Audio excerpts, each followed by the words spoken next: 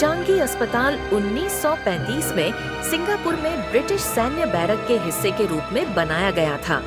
द्वितीय विश्व युद्ध के दौरान इसने एक सैन्य अस्पताल के रूप में और बाद में युद्ध बंदियों के लिए जेल के रूप में कार्य किया, जिनमें कई लोगों को यातना दी गई और मार डाला गया। युद्ध की भयावहता ने अस्पताल पर एक अमिट छाप छोड़ी और आज इसे छोड़ दिया गया है, लेकिन कई लोगों का मानना है कि अतीत की आत्माएं अभी भी जीवित हैं। द्वितीय विश्व युद्ध में सिंगापुर पर जापानी कब्जे के दौरान चांगी अस्पताल अकल्पनीय पीड़ा का स्थान बन गया। इसमें घायल सैनिक और युद्धबंदी दोनों रहते थे। कैदियों के साथ क्रूर व्यवहार और बड़ी संख्या में मौतों ने इमारत पर एक स्थायी निशान छोड़ दिया है।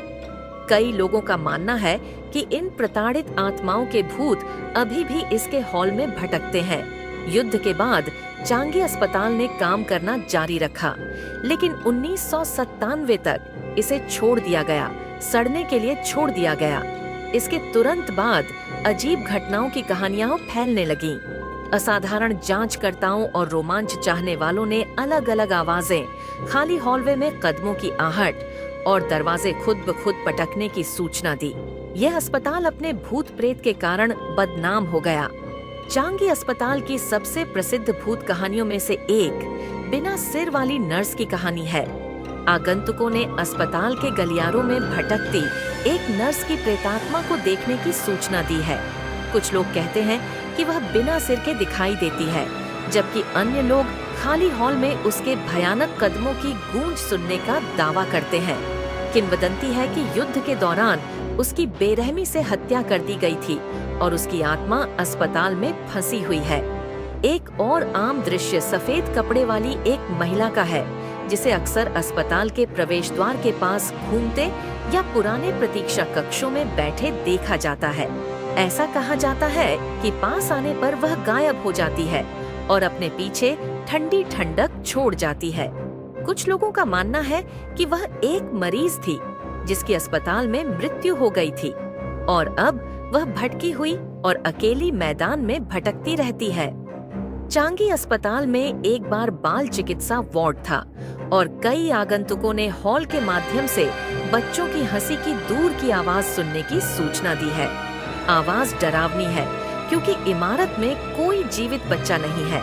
कुछ लोग दावा करते हैं कि उन्होंने हॉल में छोटी छोटी आकृतियों की धुंधली रूपरेखाएं देखी है, जो पास आने पर गायब हो जाती हैं। वर्षों से कई असाधारण जांचकर्ता अलौकिक के साक्ष्य की तलाश में चांगी अस्पताल में प्रवेश कर चुके हैं। उन्होंने अजीब विद्युत चुंबकीय रीडिंग रिकॉर्ड की है, भयानक ईवीपी इलेक्ट्रॉनिक आवाज घटना पर कब्जा कर लिया है और अस्पष्ट ठंडे स्थानों का अनुभव किया है।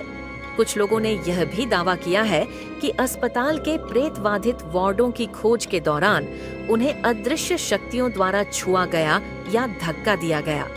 अस्पताल के पुराने ऑपरेटिंग रूम को सबसे प्रेतबाधित क्षेत्रों में से एक कहा जाता है। कई लोगों का मानना है कि सर्जनों और उनके मरीजों की आत्माएं अभी भी यहाँ भटकती हैं। आगंतुक सर्जिकल पोशाक पहने छायादार आकृतियों को देखने की बात करते हैं और कुछ लोग सर्जिकल उपकरणों की आवाज सुनने का दावा करते हैं, भले ही कमरा दशकों से खाली हो। चांगी अस्पताल के सबसे खौफनाक इलाकों में से एक कोल्ड रूम है, जहां शव रखे जाते थे। आगंतुक अक्सर कमरे में प्रवेश करते समय तापमान में तीव्र गिरावट की सूचना देते हैं और कुछ ने मुर्दा घर की पट्टियों के पास भूतिया आकृतियां खड़ी देखी हैं। अस्पताल के इस हिस्से का माहौल सबसे दमनकारी और भयावह बताया जाता है। कहा जाता है कि युद्ध के दौरान मारे गए सैनिकों की आत्माएं भी चांगी अस्पताल में भटकती हैं। आगंतुकों ने बताया है कि उन्होंने सैन्य वर्दी में पुरुषों को हॉल में घूमते हुए देखा था, लेकिन पास आने पर वे गायब हो गए। कुछ लोगों का मानना है कि ये सैनिक अपने साथियों की तलाश कर रहे हैं जो उस स्थान पर हमेशा के लिए फंस गए हैं जहां उन्हें पीड़ा हुई और उनकी मृत्यु हो गई। इसके परित्याग के बावजूद चांगी अस्पताल रोमांच चाहने वालों, असाधारण जांचकर्ताओं और शहरी खोजकर्ताओं के लिए एक लोकप्रिय स्थल बना हुआ है। भूतिया दिखने की कहानियां आज भी जारी है और अस्पताल ने सिंगापुर के सबसे प्रेतवाधित स्थानों में से एक के रूप में अपनी जगह बना ली है। क्या यह केवल सुझाव की शक्ति है या अतीत के भूत अभी भी इसके अंधेरे, क्षयकारी हॉल में भटकते हैं?